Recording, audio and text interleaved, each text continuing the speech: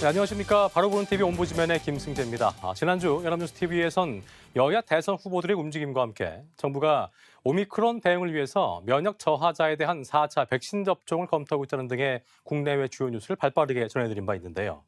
오늘 연합뉴스 TV를 말한다 해선 뉴스 1번지와 뉴스 현장, 뉴스 투나잇을 중심으로 임윤주 시청자 평가원이 모니터링한 내용을 전해드리겠습니다.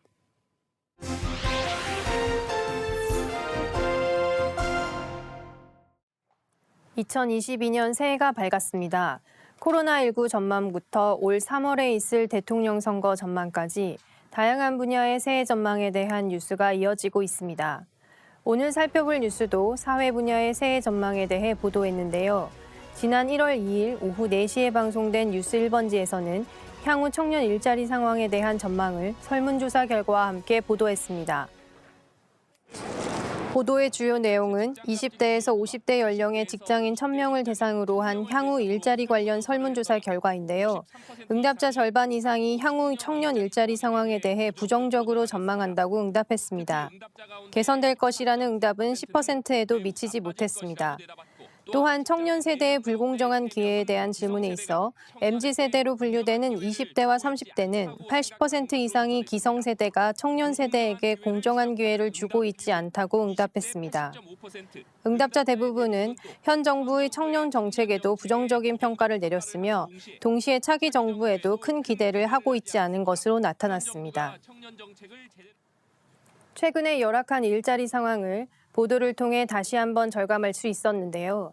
특히 20, 30대 젊은 층이 현재 가지고 있는 부정적인 인식, 특히 불공정에 대한 인식이 팽배하다는 것을 다시 한번 확인할 수 있었습니다. 뉴스는 이해를 돕기 위해 그래프를 사용했는데요. 그래프가 함께 보여지고 있는 대목을 다시 한번 살펴보겠습니다. 기자는 향후 청년 일자리 상황에 대해 응답자 53% 이상이 부정적으로 전망하고 있음을 언급하며 특히 응답자 가운데 14.3%는 매우 나빠질 것이라고 응답한 반면 개선될 것이라는 응답은 9.8%에 그쳤다고 설명합니다. 해당 그래프를 살펴보면 설문조사에서 응답자들에게 주어진 보기가 모두 설명되지 않은 채 양극단의 응답만을 보여주고 있습니다. 뿐만 아니라 나빠질 것이라는 부정적인 응답은 매우 나빠질 것이라는 한계 척도만 보여주고 있는 반면 개선될 것이라는 긍정적인 응답은 2개 척도를 합한 수치를 보여주고 있습니다. 다른 그래프에서는 현 정부와 차기 정부의 청년 정책에 대한 질문의 응답을 나란히 보여주고 있습니다. 하나는 현 정부가 청년 정책을 제대로 펼쳤는가에 대한 질문으로 응답은 70% 이상이 그렇지 않다고 응답하고 다른 하나는 차기 정부의 청년 정책이 기대되는가에 대한 질문에 60% 이상이 기대되지 않는다고 응답한 결과를 보여주고 있습니다. 분명 약 10%가 차이 나는 결과이나 그래프상으로는 큰 차이가 없어 보이는 그래프입니다. 그래프 등 그래픽의 사용은 시청자들의 이해를 돕는 아주 유용하고 효과적인 수단입니다.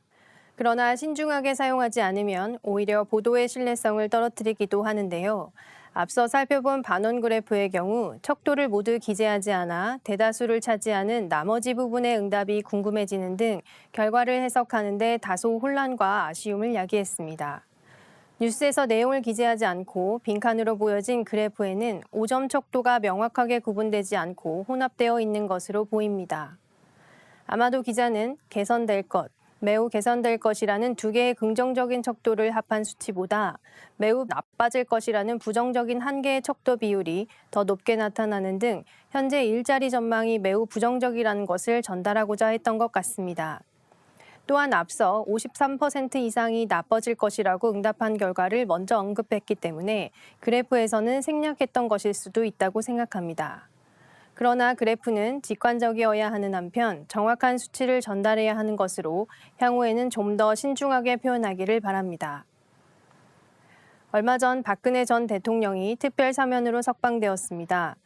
연합뉴스TV는 박 전 대통령 석방 전인 2021년 12월 24일 오후 2시에 방영된 뉴스 현장을 통해 해당 이슈에 대해 자세하게 다루었습니다. 박근혜 전 대통령은 지난 2017년 구속 이후 4년 9개월 만에 특별 사면으로 풀려나게 되었습니다. 앵커는 해당 특별 사면의 배경에 대해 질문했고 이에 대해 최진봉 성공회대 신문방송학과 교수는 박 전 대통령의 건강 악화에 대한 언급과 더불어 문재인 대통령이 직접 언급한 통합의 의미가 크다고 설명했습니다.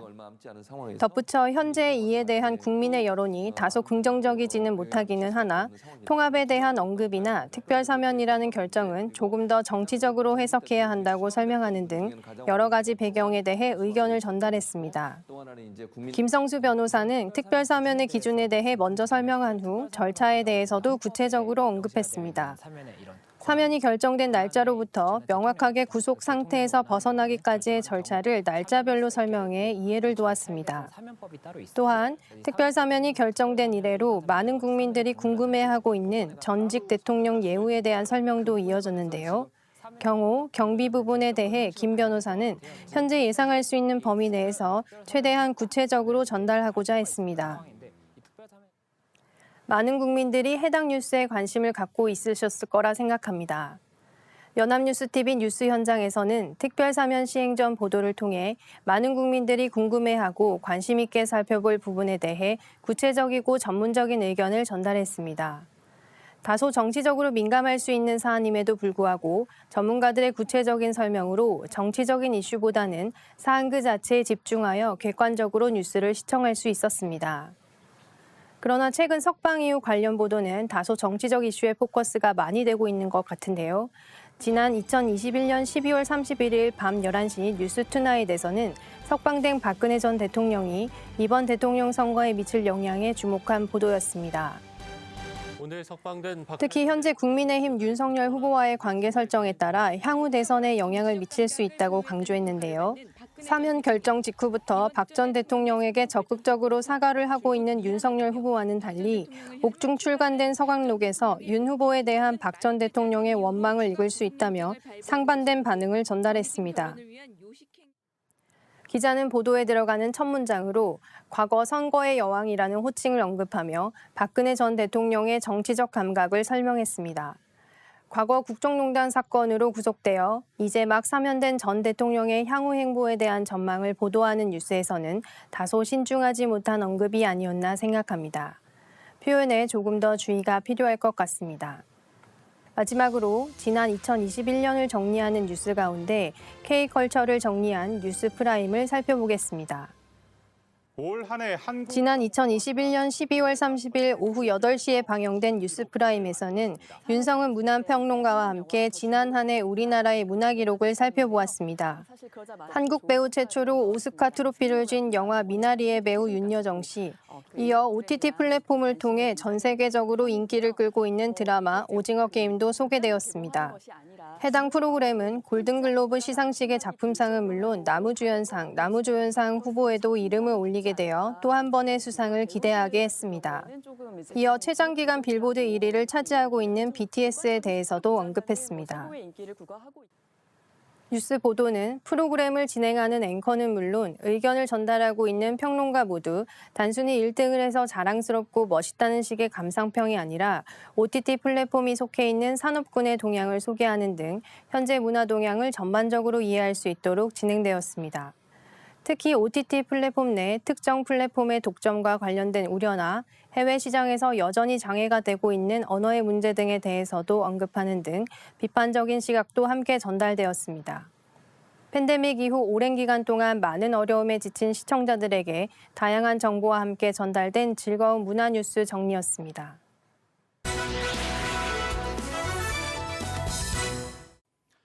이번 시간은 주말에 방영되는 제작 프로그램을 대학생의 시선으로 분석 및 평가한 내용 들어보는 시간이죠. 캠퍼스 TV 리포트입니다. 이번 주엔 성신여대 한문교육과의 안소영 학생과 함께하겠습니다. 어서 오세요. 안녕하세요. 네. 자, 소영 학생은 지난주 어떤 프로그램 모니터링했습니까? 네, 저는 매주 일요일 오후 7시 20분에 방송되는 연합뉴스TV 스페셜을 모니터했습니다. 지난 2일 방송된 연합뉴스TV 스페셜에서는 2022년 이민년 새해를 맞이해 앞으로의 국정 운영 전망과 문제점에 대해서 다뤄봤습니다. 그럼 자세한 모니터 내용 지금부터 전해드리겠습니다.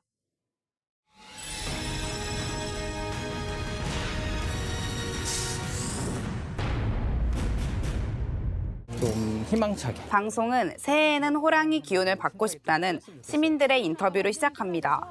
사람들이 살아가는데 진짜 즐겁게 사는 세상이 왔으면 좋겠습니다.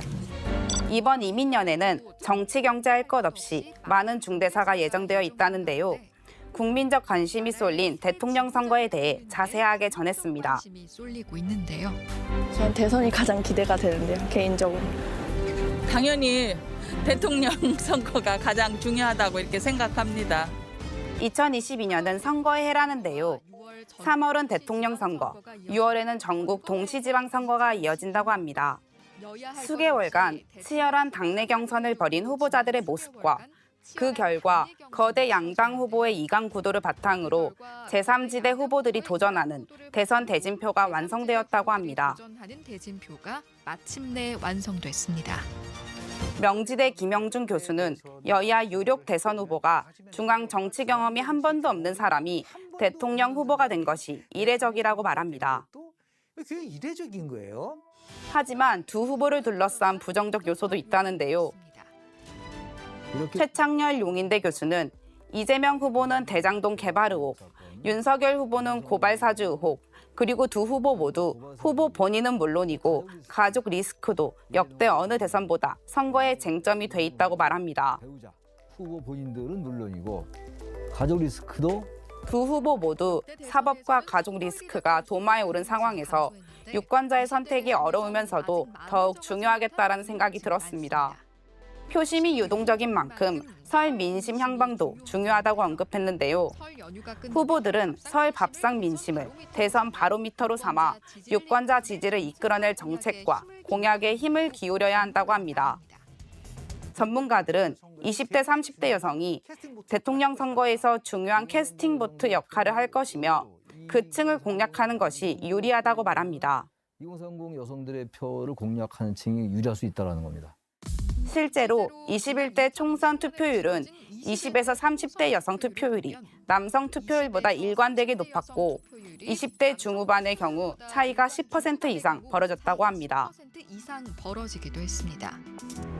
이어서 방송은 코로나 사태 속에서 호랑이 해를 맞으니 호열자라는 예표현이 예사롭지 않게 다가온다고 하는데요. 과거 치명적인 콜레라를 가리키던 말인데요. 어느덧 코로나 발생 이후 3년 차를 맞게 된 올해 코로나 사태의 종식을 희망하는 시민들의 인터뷰를 전합니다. 그런 어르신들도 여느 때처럼 그렇게 활동하고 움직일 수 있었으면 좋겠습니다. 세계보건기구 WHO는 연말연시 방역을 강조하며 코로나 종식을 다짐했다는데요. 2022 must be the year we end the pandemic. 하지만 국내 첫 오미크론 감염 뉴스와 보건학적인 관점에서 상당히 영향이 큰 바이러스라며 감염내과 최원석 교수가 심각성을 설명했습니다. 상당히 영향이 큰 바이러스인 것이죠. 이에 우리나라도 먹는 치료제 승인을 전격적으로 결정해 이르면 이번 달 도입할 예정이라는데요. 김강립 식품의약품안전처장에 의하면 현재 의료 현장에서 사용 중인 주사형 치료제와 함께 먹는 치료제는 환자의 상황에 따라 치료의 종류를 다양화할 수 있게 된다고 말합니다. 선택할 수 있는 치료의 종류를 다양화할 수 있게 됩니다. 복용 대상자가 제한적이고 조심스럽지만 코로나 사태를 진정시키는 데 도움될 거라는 기대가 있다는데요. 기대가 있습니다. 약국은 코로나19의 급격한 확산을 진정시키고 증증화를 막는 기폭제가 될 수 있기를 바랍니다. 약물적인 중재 수단이 하나가 더 생기기 때문에 코로나19로 인한 피해를 많이 감소시킬 수 있을 것으로 기대를 하고 있습니다. 다음으로 코로나 방역으로 인한 경제적 타격을 입은 자영업자 단체의 집회 모습을 보여줍니다.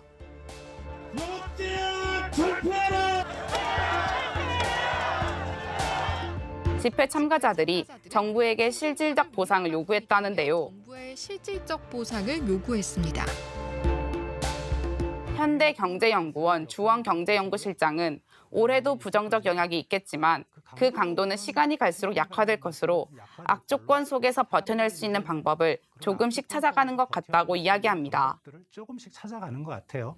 한국경제연구원은 올해 우리나라 경제 성장률을 지난해보다 낮은 2.9%로 전망한 반면 정부는 올해 성장률 목표를 3.1%로 제시했다고 하는데요. 전반적으로 내년 우리 경제는 성장률은 3.1%, 수출은 금년 역대 최고치를 넘은 6,600억 불 수준을 목표로 하였으며 고용 목표는 플러스 28만 명, 물가는 금년보다 다소 완화된 2.2%로 전망하였습니다. 다소 낙관적이라는 비판에 정부는 세계 경제 회복세, 대외 여건과 내수가 개선될 것이라는 근거를 내놨다고 언급합니다. 2022년 내년은 일상으로 복귀하는 원년, 그리고 코로나 이후에 아젠다를 본격적으로 추진하는 시기, 그리고 현 정부와 다음 정부에 거쳐 경제가 운영된다는 점에서 매우 의미 있고 또 중요한 한 해라 할 것입니다. 한편 올해 다음으로 방송은 올해 나라박 상황을 두 마리 호랑이가 싸우는 양호상투로 요약을 하는데요. 오는 11월 미국에선 바이든 정부의 중간평가 성격을 띠는 중간선거가, 중국은 올 가을 지도부 교체가 이루어지는 20차 당 대회가 예고되어 있다고 합니다. 두 정상 모두 내부 지지세를 모으려 외부적으로는 강경책을 쓸 전망이라는데요. 우리나라는 중국에 대한 무역 의존도가 높고 안보는 미국의 힘을 빌리고 있어 어느 한쪽을 택하기 곤란한 상황이라고 말합니다. 미중 대결은 원래도 계속될 것 같고요. 바이든은 중간선거를 생각하고 재선을 생각한다면 중국 대결을 멈출 수가 없고요. 우리에게는 다소 불리한 점이 더 많다고 보여집니다. 전 세계가 미국이냐 중국이냐를 선택해야 되는 구도로 가는 것처럼 보입니다. 코로나19 대유행으로 심해진 자국 이기주의 현상이 올해도 국제관계에 지속적인 영향을 미칠 것으로 보인다는데요. 지속적인 영향을 미칠 것으로 보입니다. 올해는 이런 가운데 올해는 2월 베이징 동계올림픽과 9월 항저우 아시안게임, 11월에 열리는 카타르 월드컵까지 대규모 국제 스포츠 행사가 열린다고 합니다.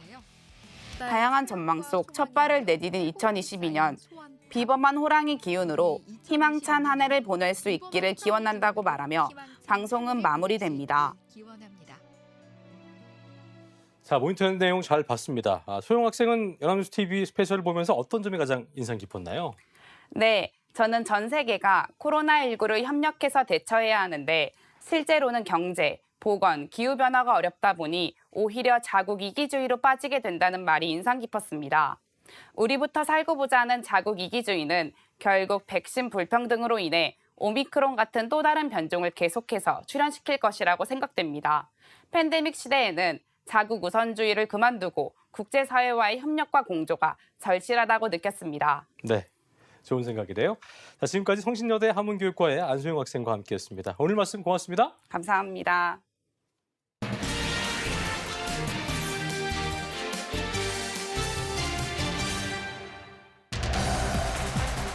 하고 정확히 판단하며 정확하고 고명사에 특기할 사람을 있어 우리와 같이 행복한 목표이라고 하죠.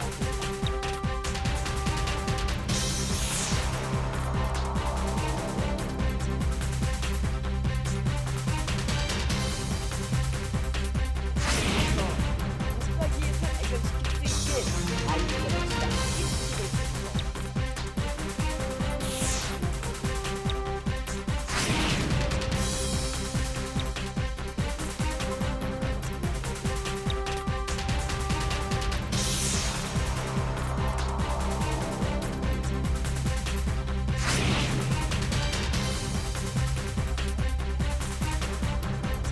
자랑스럽게 생각합니다.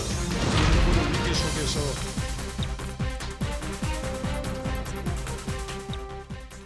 지난해 남북 대화와 북미 대화 모두 교착 국면에서 벗어나지 못한 가운데 우리 정부는 한반도 평화 프로세스 재가동을 위한 방안으로 종전선언 추진을 해왔는데요.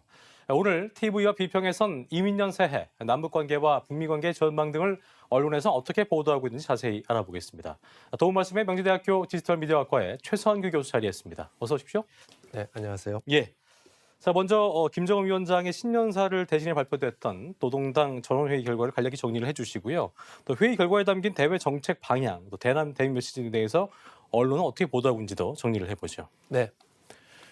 북한은 지난해 12월 27일부터 김정은 국무위원장 겸 노동당 총비서 주재로 진행된 닷새간의 제8차 4차 노동당 전원회의 결론에서 대외 정책 관련 구체적인 메시지를 공개하지 않았습니다. 예. 전원회의는 다사다변한 국제정치 정세와 주변 환경에 대처해 북남 관계와 대미 사업 부분에서 견지해야 할 원칙적 문제들과 일련의 전술적 방향들을 제시했다는 노동신문의 보도가 전부입니다. 한미가 종전선언 문안에 사실상 합의해 북측의 긍정적인 반응을 기다리고 있던 시점이었지만 종전선언에 대한 언급은 없었습니다. 다른 한편으로 미국 조 바이든 행정부가 최근 북한 인권을 문제 삼아 대북 제재에 나서면서 대북 적대시 정책이라며 비난할 상황이었지만 이와 관련한 메시지도 없었습니다. 북한의 이런 이례적인 침묵은 전원회의가 다사다변한 국제정치 정세로 압축적으로 언급한 데서 보듯이 복잡한 국제정세가 배경이 됐을 것이라고 한국일보는 지난 3일 기사에서 분석했습니다. 고조되는 미국과 중국의 갈등에 2월에 열리는 베이징 동계올림픽과 3월 남한의 대선이 외부 변수가 산적해 있는데 북한 입장에서 정세가 불확실한 와중에 섣부른 행동을 하느니 계속 관망하며 운신의 폭을 넓히는 게 낫다는 판단이 선 것으로 보입니다. 대화를 말하면서도 정작 북한이 원하는 적대시 정책 철회 등 조건은 나중에 논의하자는 미국과 베이징 동계올림픽 기간 중 한반도 정세의 안정적 관리를 원하는 혈맹 중국과의 관계도 고려하지 않을 수 없었을 것이라는 분석입니다. 김정은 위원장은 대신 북한 주민들의 의식주 등 내치에 집중하겠다고 밝혔습니다. 노동신문은 당이 제일 중시하는 농업 부분에서 평가할 수 있는 성과와 자신감을 가지게 하는 뚜렷한 진일보가 이룩됐다고 평가했습니다. 코로나19 방역에 대해서도 비상방역사업은 국가사업의 제1순위로 놓고 사소한 해이나 빈틈, 허점도 없이 강력하게 전개해 나가야 할 최중대사라고 강조했습니다. 그렇군요. 자, 그리고 한국전쟁 종전선언 문안은 한미 간의 합의를 끝낸 것으로 알려지고 있는데요. 우리 정부와 미중 양국의 입장 그리고 북한의 반응과 움직임 등에 대해서 우리 언론은 어떻게 좀 보도하고 있는지 짚어주시죠. 네, 문재인 대통령은 지난 3일 발표한 2022년도 신년사에서 남북관계에 대해 아직 미완의 상태인 평화를 지속 가능한 평화로 제도화하는 노력을 임기 끝까지 멈추지 않겠다 하면서 다음 정부에서도 대화의 노력이 이어지길 바란다고 밝혔습니다. 문 대통령의 이런 메시지는 남북 북미 대화 재개를 위한 돌파구로 남북 미중의 4자 종전선언을 제안했지만 당사자인 북한의 호응이 없자 차기 정부 과제로 물려줄 수밖에 없다는 현실적인 인식을 솔직하게 드러낸 것으로 풀이된다고 뉴시스는 지난 3일 보도했습니다. 한편 미국 국무부는 지난해 12월 29일 정의용 외교부 장관이 한국 종전선언 문안을 한미가 사실상 합의했다고 밝힌 것과 관련해 미국은 대북 대화에 전념하고 있다는 기존 입장을 확인했다고 아시아경제가 지난 2일 보도했습니다. 미 국무부 대변인은 우리는 미국과의 동맹에 배치된 군대의 안보를 강화하는 가시적인 진전을 이루기 위해 조정되고 실용적인 접근 방식의 일환으로 북한과의 관여를 지속해서 모색할 것이라고 언급했습니다. 한미가 종전선언 문안에 합의했다는 정의용 장관의 발언을 확인하진 않았지만 대북 대화 기조를 변함없이 이어간다는 조 바이든 행정부의 입장을 반복한 것입니다. 중국은 지난해 9월 문재인 대통령이 유엔 총회에서 종전선언을 언급할 당시 이에 대해 원론적인 입장이었습니다. 그러나 미중 갈등이 격화되자 적극적으로 입장을 바꿨습니다. 왕원빈 중국 외교부 대변인은 지난해 12월 14일 우리는 정전협정 당사국으로서 한반도 사무와 관련해 소통과 협조를 하고 있으며 앞으로 건설적인 역할을 계속해 나갈 것이라고 밝혔습니다. 중국의 이 같은 종전선언 공개적 지지는 북한과 사전 조율을 했을 것이라는 관측이 나온다고 KBS 뉴스는 지난 3일 보도했습니다. 그랬군요. 자, 올해 5월 새로운 정부가 출범을 하기 때문에 북핵 문제 해결 등 대외 정책의 변수가 많을 것으로 예상이 되고 있는데요. 이민년 새해 남북관계와 북미 관계에 대한 전문가들의 전망을 언론은 어떻게 보도하고 있는지도 정리를 해보죠. 네, 관심을 모았던 북한의 대남 대미 메시지가 빠지고 지난 5일 북한이 공해상으로 탄도미사일 추정체를 발사하는 등 새 남북관계 방향도 당장은 예측이 어렵게 됐습니다. 북한 인권 문제를 정조준하며 제재에 나섰던 바이든 정부와 이에 반발하는 북한 사이의 관계 개선 노력은 차기 정부의 시급한 숙제입니다. 이재명, 윤석열 양당 대선 후보의 대북 정책은 실용주의와 원칙주의로 온도차가 크다고 MBN은 지난 1일 보도했습니다. 이재명 후보는 경제협력 등 대북 제재 완화가 필요하다. 다만 북한에 할 말은 하겠다는 입장이고 윤석열 후보는 실질적인 비핵화 조치 없이 제재 완화도 없다는 입장입니다. 양무진 북한대학원 대학교 교수는 이재명 정부든 윤석열 정부든 미국을 어떻게 설득하고 또 북미 관계가 어떻게 진전되느냐에 따라서 남북 간의 대화 협력에도 영향을 받을 것이라고 평가했습니다. 다음 달 열리는 베이징 동계올림픽에 미국 주도의 외교적 보이콧 확산 움직임에 미중 갈등이 고조되면서 종전선언은 물론 북미 대화의 기대감도 낮아졌습니다. 이 때문에 고립의 물꼬를 트기 위해 북한이 ICBM 시험 발사 등 고강도 도발 가능성도 제기됩니다. 박원권 이화여대 북한학과 교수는 북한이 미국과의 협상이 안 풀리는 상황에서 미국을 압박할 수 있는 카드는 거의 다 써버렸고 지금보다는 높은 수준의 도발을 또 고민하지 않을 수 없다고 내다봤습니다.